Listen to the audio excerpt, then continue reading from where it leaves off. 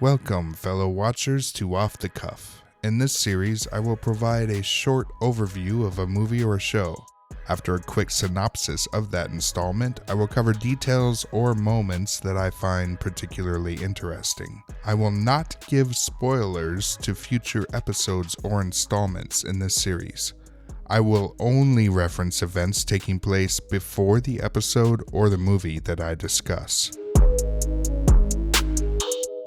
Welcome, fellow watchers, to my overview of Buffy the Vampire Slayer Season 1, Episode 10, Nightmares.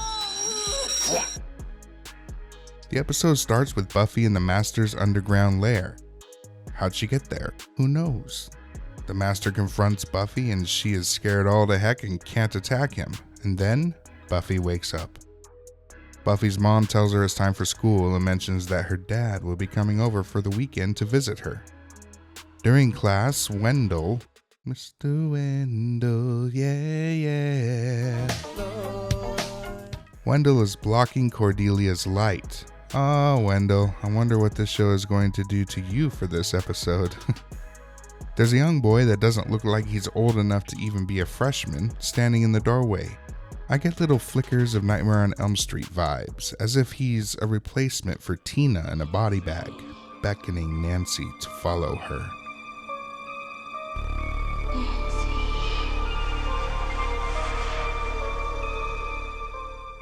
But before we have a chance to see Buffy become Nancy and star in a much better movie than this episode, Wendell calls out in hysterics when spiders materialize on his desk.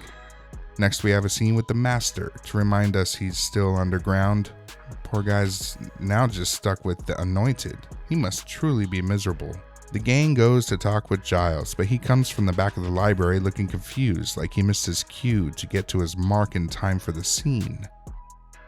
He didn't find info about the manifested spiders, so they go to talk to Wendell. Wendell actually loves spiders. He used to collect them. And then one week when he went to a summer camp, he had his brother watch over them, and his brother ended up killing his spider collection. And since then, he's had nightmares about spiders. A girl goes to the school janitor's basement for a smoke. You shouldn't go in there. And is attacked by some ugly mofo with a battering ram, and he beats the living tar out of her.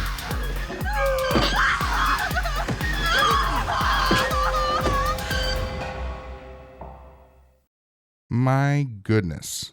That's outrageous. All she wanted was a cigarette. What would he have done to her if she was late delivering his pizza? Jeez. At the hospital, the beaten victim mentions to the gang that he said, "Lucky number 19. On the way out, the doctor mentions that this is the second attack that they have had recently. There's a young boy that was beaten by someone as well, and he's in a coma. More odd events occur at the school.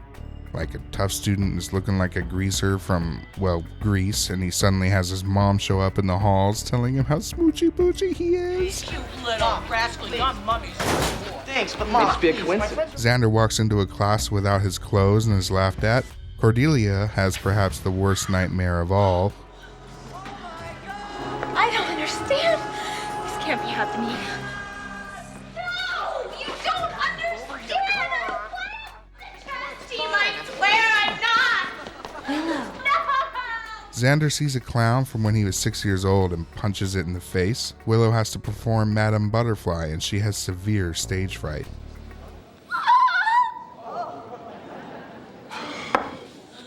Buffy is told by her dad that the reason her parents split up is because Buffy is a disappointment. It was you. Me? Having you. Raising you, seeing you every day. I mean, do you have any idea what that's like? What? You embarrass us with all the crazy stunts you pull, and do I have to go on? No.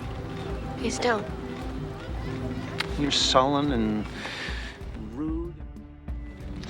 Hey, Buffy, let's be honest. Could you stand to live in the same house with a daughter like that? Why are you saying all these things? This whole time, the boy keeps showing up. Buffy follows the boy to the gym, and she's attacked by the ugly man.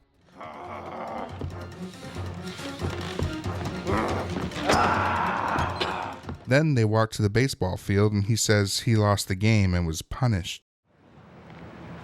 He said it was my fault. Who said? Billy, did he hurt you after the game? Can we go another way to find your friends? Sure. The nightmares get more ridiculous and outrageous, and Giles confesses that he can't read. That's why he has no answers. Then, Buffy has a living nightmare and she's buried alive, only for Giles to see her gravestone as his worst nightmare, seeing Buffy die under his watch. Then, Buffy rises from the grave as a vampire. That's a good double meaning setup, actually. Giles' nightmare binds right into Buffy's fear of being turned, which is actually pretty clever. They go rushing to the hospital, now in a shambles from all the nightmares, materializing all around everyone from everywhere in Sunnydale. Buffy tells the boy, Billy, that she will fight to make sure he wakes up. She fights the ugly man and defeats him, more or less. But after defeating the ugly man, the boy awakes, and everything is normal again, apparently. That sure was easy. Then, the coach walks in to check in on Billy. Oh, Billy's got company. He didn't realize that Billy had awakened, and he says, He's, my lucky 19. I call him my lucky 19. He knows he's been caught as the abuser, and he tries to run, but Xander grabs him and Giles blocks the doorway. So, Billy is awake, the coach is arrested, and everyone stops having real-world nightmares. Yay! Finally, Buffy meets her dad, and the terrible nightmares can all be left behind. The end. This episode has a fun concept, but the execution is pretty much all wrong. It's also kind of disturbing material, and I don't mind that they tackled the tough themes of child endangerment. Once again, though, it's just like in the episode The Pack, where the material deserves to be handled with more finesse than the sledgehammer, or in this case, the ugly man's wooden bludgeon, that comes from the tone and overall atmosphere of the episode. I think the material deserved to be treated with a better episode, and this one is not a good episode. Additionally, this was obviously written around the same time as the puppet show, because Buffy says she's afraid of dolls, which wasn't addressed here, but it's good for the episode. But also they state that Xander hates mimes because of the birthday party he had when he was 6 years old, and the clown shows up in this one. Willow mentions she was afraid of performing in public. She has to do so in this one. Giles implies to Cordelia that there's something off with her hair. Here we are. And we see these nightmares manifesting directly after that episode. That's not so much a complaint, it's just an observation. Easy to see when watching them back to back, too. As for the main plot line, well, nothing significant to report. Everything gets retconned back to the beginning of the episode once it ends. So, let's move on.